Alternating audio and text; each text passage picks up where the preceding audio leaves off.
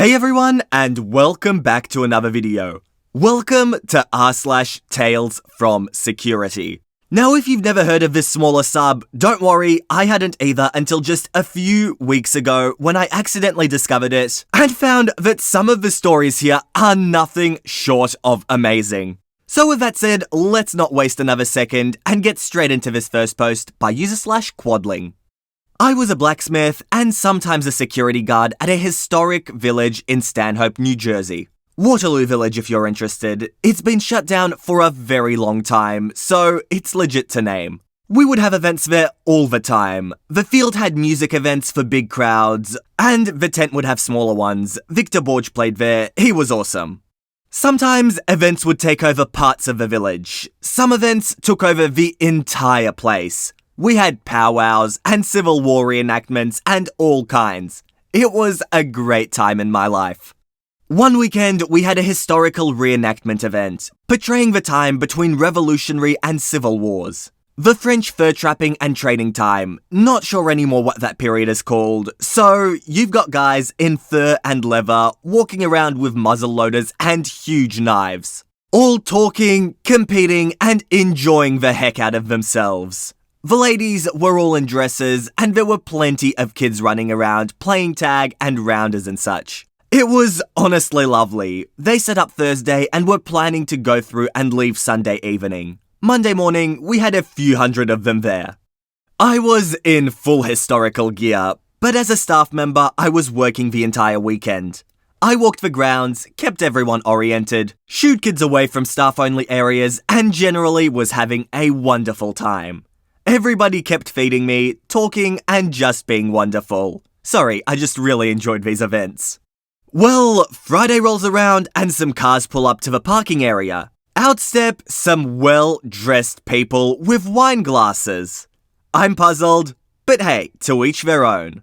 They are terribly excited and tell me they're here for Jazz Fest. It starts later that day, they were just dropping a car off and going to breakfast. I thought that was next week. Let me check the calendar. Oh, I went running. I informed the French and Indian Warfare Trapper and Trader event. That's the name, coordinator what's happening. And here comes the other event coordinator. Why are all these people wandering around in historical gear? Yeah, it's the weekend we do the French and Indian Warfare Trapper and Trader event. No, it's Jazz Fest weekend. Oops. See, while the primary areas for each event were separate, both events counted on having the rest of the village to set the scene. The historical event was doing canoe races in the river, and food was being sold at the concession stand for those who weren't cooking for themselves or for convenience. Jazz Festas had wandering string quartets and wine tasting areas and such, scattered all over the village, as well as food as the concession stands. Obviously, both events were pre-planned well in advance. Also, obviously, neither of the event planners had checked the calendar well. Oh dear. We just decided to keep both events rolling and let everybody know. For the Jazz Festas, it's extra historical colour. For the historical crowd, it's amusing and hey, free wine.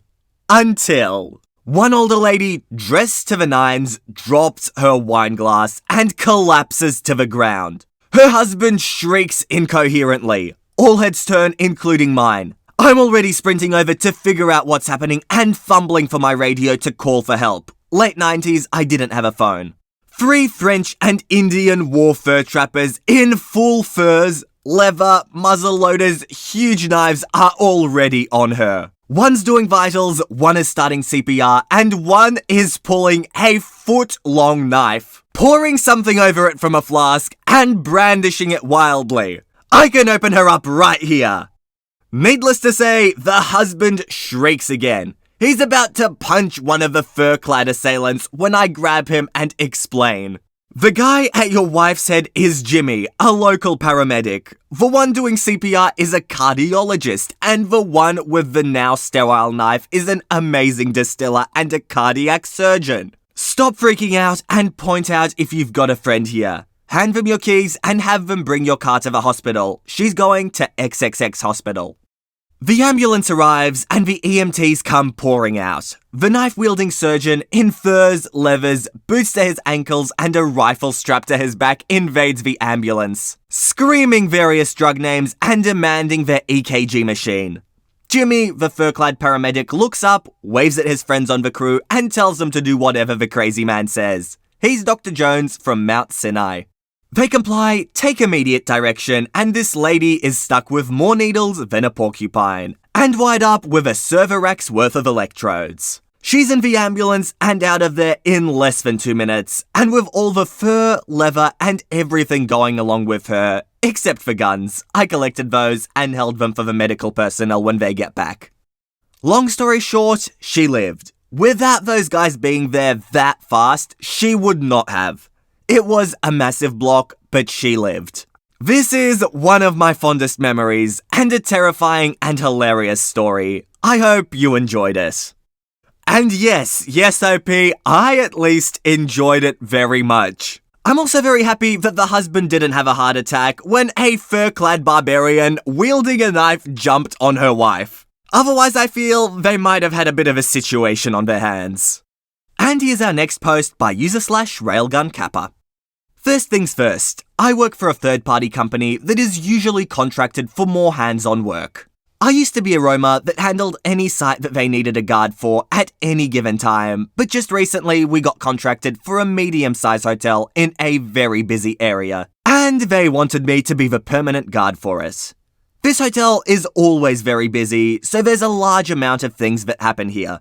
Just for reference, within the past 3 months, I'd say I've had at least 1 serious incident and 3 minor incidents a week. Serious things being those that require serious paperwork, so I'm talking fights, serious medicals, and thefts.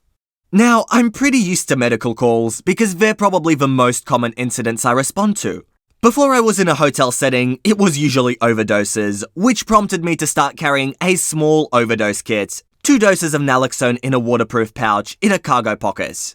But now that I'm in a hotel setting, within the month and a half I've been here, that demographic has shifted to alcohol-related medicals. From passing out after ingesting half a bar's worth of liquor, to people jumping off of balconies in a drunken stupor. I've seen a lot of drunk people do stupid things, but today my medical had nothing to do with alcohol. I was sitting at my podium in the lobby, watching cams and looking pretty, as per usual, when the desk phone screeched an alarm at me, signaling an emergency call somewhere in the building.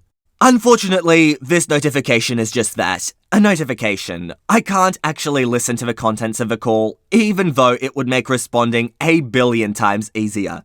Usually, it doesn't matter, because they're almost always accidental calls, but it would still be nice. I check the screen and write down the room number. Then I turned up my scanner's volume and sat and wait for units to be dispatched to get some info on what's going on. Luckily, 99% of the time, City Dispatch will call either the security desk or the front desk and give out some basic information. Because of this, I almost always wait for them to call before going up, just so I know what I'm walking into, or if I even should walk into it. Dispatch calls my phone this time and gives me a quick rundown.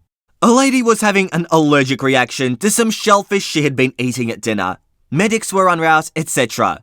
I told the dispatcher that the front desk staff would be waiting for medics to arrive and would guide them up, and I would go up and provide some basic aid.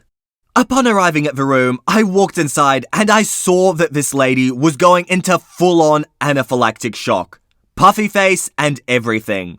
Her husband/boyfriend/significant other was just standing there with a concerned look on his face and told me, "I don't know what to do."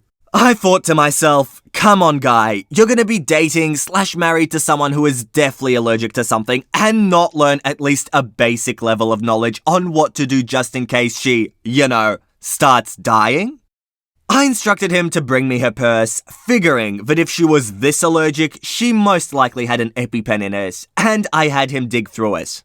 Luckily, I was right. I administered the EpiPen and began monitoring vitals as I waited for medics to be brought up. After about 5 minutes, medics came in and took over. I started watching the door to prevent any wandering Good Samaritans from walking in and stayed present to be extra manpower if it was needed. One of the medics began asking the husband questions. He asked, how did the seafood get into her system? Oh, she ordered the shrimp scampi from room service.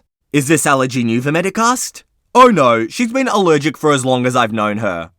The medics and I basically all rolled our eyes, and a booming telepathic thought from the medics and I echoed through the room. Are you effing serious? This medical had nothing to do with alcohol-related stupidity, just good, old-fashioned, regular stupidity. The kind the church approves of. Oh, and to answer the question you're probably asking, the medic's next statement to the husband was, if she's this allergic to it, then why did she order it and why didn't she stop her?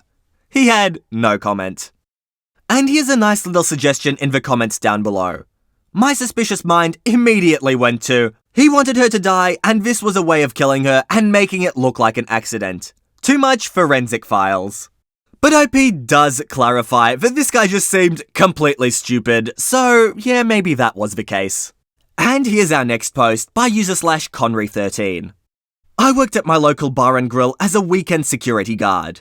I was the fun guy, wore a top hat, most of the time checked IDs at the door instead of patrolling the crowded bar, dance areas and smoking areas. However, I was also known for throwing people out quite literally when it came down to it. So my last day, big band, big crowd, long night. After the band had left and we had less than an hour to close, things were winding down, and we hadn't had any issues. This is a point you hope and pray nothing happens, as it makes for more time on the clock at the end of the night. Well, a shot girl came in bawling. I instantly needed to know what happened.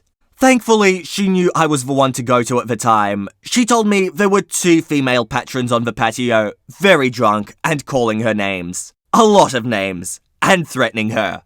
I wasn't having it. My second and I walked out and found them immediately as some locals pointed them out.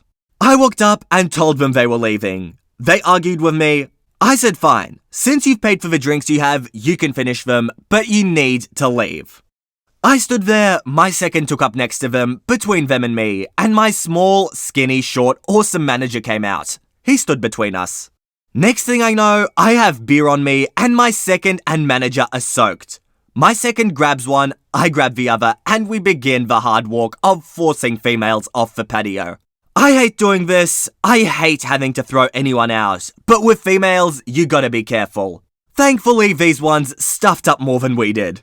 My second gets kicked in the nuts and lets go of his drunk woman. As that happens, she stumbles back into my other arm.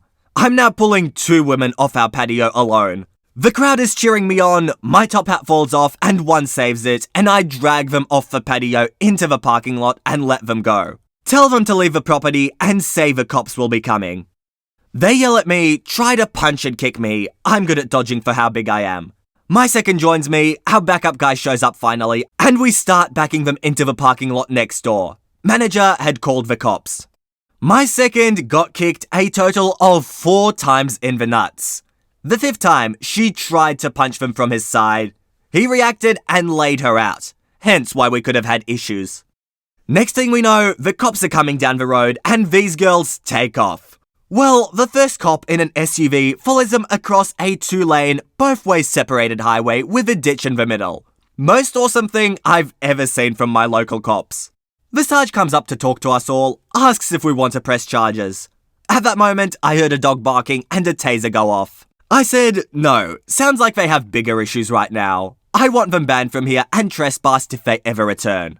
They watched all the video, we were all cleared for our actions, at least one of them was caught and jailed that night. I haven't heard anything else about it unfortunately, but I figured for a last night as a main security guard and going to call back up, it was a hell of a finish. Alright everyone, I hope you enjoyed this little video as much as I did, and if you did, make sure to subscribe to the channel for Reddit videos every second day. Also, if you liked this new subreddit, make sure to leave a like down below so I know if I should make more videos. But with that said guys, that is it from me. I hope you all enjoyed, and all I want to do is see you all here next time. See you later guys.